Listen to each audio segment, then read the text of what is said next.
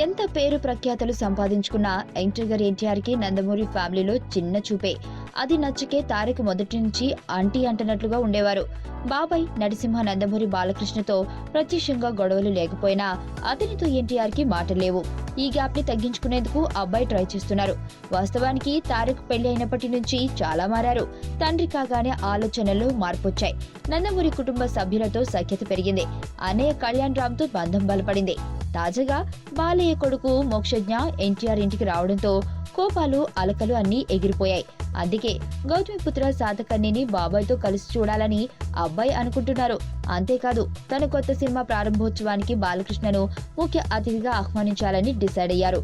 బాబాయ్ అబ్బాయి ఒకటైతే పండుగ చేసుకోవడానికి నందమూరి అభిమానులు సిద్ధంగా ఉన్నారు. ఆ శుభ సందర్భం ఎంత తొందరగా వస్తుందో చూడాలి. నీ స్నేహితుడు ఎవరో తెలిస్తే నీ క్యారెక్టర్ తెలుస్తుంది.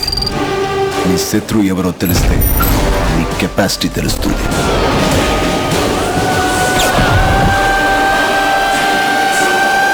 నా శత్రువుని సెలెక్ట్ చేసుకున్నాను.